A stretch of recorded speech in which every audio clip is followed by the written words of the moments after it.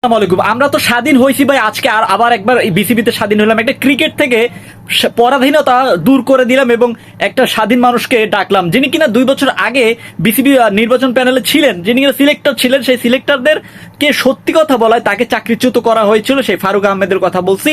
পাপনের পরিবর্তে ফারুক আহমেদ হচ্ছেন বিসিবি সভাপতি এবং বিসিবি সভাপতি মাত্র 5 ঘন্টার মধ্যেই তিনি তার ডিসিশন ফাইনাল করে দিছে, হাতুড় সিং এর বিদায় ঘন্টা বাজিয়ে দিছে। সো হাতুড় সিং এর পরিবর্তে এখন কারা আসবে সেটাই হচ্ছে আমাদের দেখার বিষয় এবং কাদেরকে আনতে পারে সেটাই হচ্ছে মুখ্য বিষয়। তো আমাদের কাছে যেহেতু টাকা আছে ভাই, আমরা ভালো কোচ পাওয়ার যোগ্যতা রাখি। সো সেই ক্ষেত্রে আমাদের এর আগে যেগুলো হয়তো তারা কিনা, বাট এই যে হাতুড় সিং যে কোচ আছে, আমার তো মনে হয় ভাই তার যে 35 লক্ষ টাকা বেতন, আমার তো মনে হয় 35 লক্ষ টাকা, আমার মনে হয় 15 লক্ষ টাকা বেতন, বাকি 20 লক্ষ টাকা বিসিবি মেরে দিত। সো এরকম ভাবে চলতেছিল পাপন এবং হাতুড় সিং অধ্যায় এবং এটাই চলে আসতেছে। এখন কথা হচ্ছে ফারুক আহমেদ বলেন, এবং সব থেকে মজার বিষয়টি হচ্ছে এবং সব থেকে খুশির বিষয়টি হচ্ছে নাজমুল আবেদিন ফাহিম স্যার তিনি ডাইরেক্টর হিসেবে আছেন এবং ক্রিকেট উন্নতির জন্য তাদের থেকে ভালো আর হতে পারে না। এটা আপনি মনে করেন কিনা প্লিজ কমেন্ট করে জানাই দেন।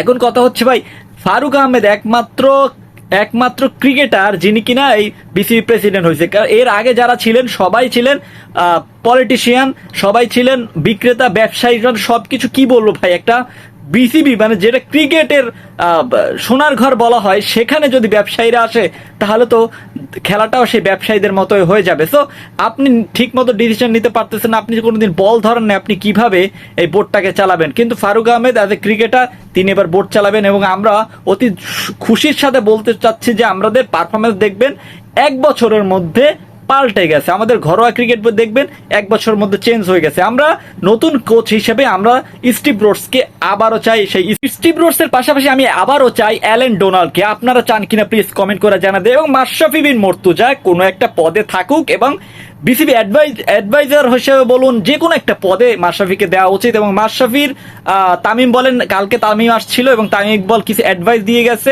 আমাদের আসিফ মাহমুদকে, এবং সেই আসিফ মাহমুদ সেই অনুসারে কাজ করতেছে, যেখানে কিনা মাশরাফির বড্ড বেশি প্রয়োজন। আপনি এরকম যে সৎ লোকরা যদি চলে আসে আপনার বিসিবিতে, তাহলে ক্রিকেটটার উন্নতি হতে তেমন একটা দেরি হবে না। আমি পার্সোনালি ফিল করি মাশরাফিকে একটা পদ দেওয়া হোক, ইভেন মোহাম্মদ আশরাফুলকেও একটা পদ দেওয়া হোক। এছাড়া রয়েছে আরো কি বিভিন্ন ধরন, খালেদ মাসুদ পাইলট বলেন, তিনিও একটা পদের যোগ্যতা রাখে। আপনি কাকে কাকে মনে করেন যে বিসিবির পদে আসা উচিত? আমি পার্সোনালি মাশরাফি বিন মুর্তজাকে আপনি রাগ ঝেড়ে দিন, কারণ এজ এ ক্রিকেটার মাশরাফিকে হেড করতে পারবেন না, এজ এ পলিটিশিয়ান মাশরাফিকে হেড করতে পারেন, এটা আপনার ব্যক্তিগত ব্যাপার। বাট মাশরাফিকে হেড করার এখানে কোনো জায়গা নেই, কারণ রক্তে তার মিশে আছে মাশরাফির ক্রিকেটটা। সো এখন কথা হচ্ছে মাশরাফি কোনো পদ পেতে পারে কিনা প্লিজ কমেন্ট করে জানাই দেন। আপনার মূল্যবান কমেন্ট হতে পারে অনেক বড় কিছু। এবং আপনি কি খুশি কিনা এই আমলে বিসিবি প্রেসিডেন্ট ফারুক আহমেদের আমলে আপনি খুশি কিনা? বিসিবি ফারুক আহমেদ এবং নাজমুল আবেদিন ফাহিম স্যার, এই তাদের দুইজনের কম্বিনেশন কেমন হবে প্লিজ কমেন্ট করে জানাই দেন। আর মাশরাফি কেমন করতে পারে প্লিজ কমেন্ট করে জানাই দেন। আর ভিডিওটি অবশ্যই ভালো লেগে থাকলে একটা লাইক এবং চ্যানেলটা সাবস্ক্রাইব করে পাশে থাকুন। ধন্যবাদ।